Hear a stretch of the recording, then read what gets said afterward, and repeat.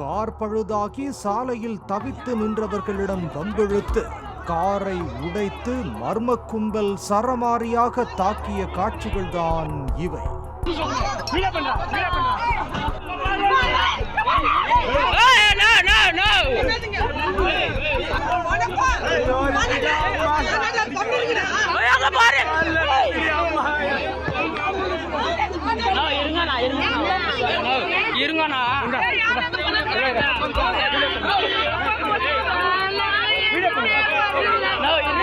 திருவண்ணாமலை மாவட்டம் செங்கத்தை பூர்வீகமாக கொண்ட பாக்யராஜ் குடும்பத்தினர் பெங்களூருவில் தங்கி வேலை பார்த்து வருகின்றனர்.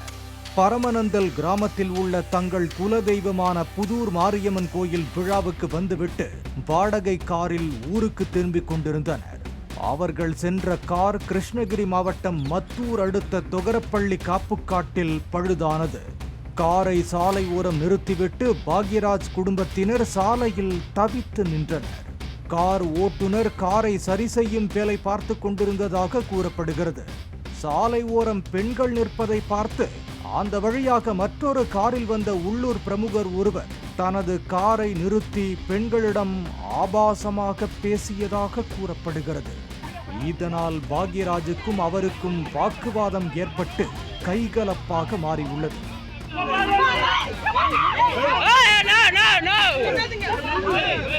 இதையடுத்து அடி வாங்கி சென்ற அந்த நபர் ஊருக்குள் சென்று தனது ஆதரவாளர்களை அழைத்து வந்து பாக்யராஜ் குடும்பத்தினரை சரமாரியாக தாக்கியதாக கூறப்படுகிறது.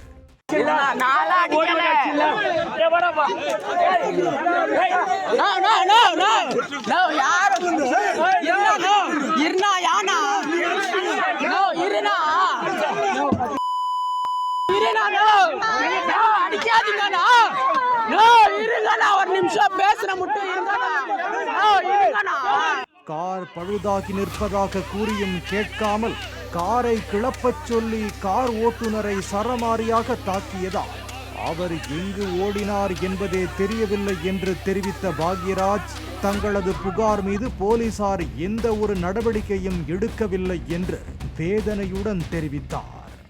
இவ்வளவு தானே இந்த பிரச்சனை இந்த ஊருக்கு வரத்துக்கு இவ்வளவு தானே சார் இது மாதிரி இந்த ஊர் பக்கம் கூட நாங்க வரக்கூடாது தான் சார் இருக்கிறோம். எங்க வண்டி நிற்கிறாங்க நாங்க போறோம். அவங்களுக்கு பிரச்சனை என்ன சார் இருக்கு? அவரை கூப்பிட்டோம்மா அவரை கேட்டோம்மா ஊரு ஜனமே ஒரு நிமிஷம் நிக்காம கல்லு மெத்தாச்சு காரு வச்சு கல்லு எகிரி கெட்ட பேச்சுல பேசி அடிக்கிறாங்க சார். ஆனா அந்த மாதிரி கெஞ்சிரும் யாரும் எங்களுக்கு உதவியே பண்ணல சார். பெண்கள் என்றும் சிறு குழந்தைகள் என்றும் பாராமல் தங்களை எல்லோரும் சூழ்ந்து கொண்டு தாக்கியதாக பாக்யராஜின் மனைவி தெரிவித்தார்.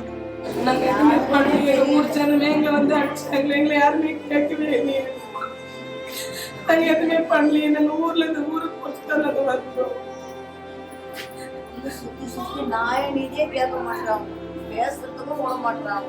சுத்தி இழுத்து போட்டு அடிக்கிறாங்க. கீழே விழுந்துட்டாலும் எட்டி பின்னாடி தான் வச்சோம்.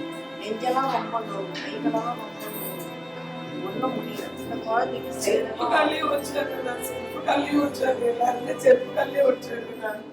இதற்கிடையே இந்த தாக்குதல் சம்பவத்தில் பாக்யராஜ் தாக்கியதில் தனக்கு காயம் ஏற்பட்டதாக கூறி திமுக ஒன்றிய செயலாளர் அறிஞர் என்பவர் அரசு மருத்துவமனையில் சிகிச்சைக்காக சேர்ந்துள்ளார். அவரும் அவரது ஆதரவாளர்களும் சேர்ந்துதான் தங்களை தாக்கியதாக பாக்யராஜ் புகார் அளித்துள்ளார். இரு தரப்பிலும் புகார்களை பெற்று போலீசார் விசாரித்து வருகின்றனர். பாலிமர் செய்திகளுக்காக ஊத்தரங்கரை செய்தியாளர் அருண்.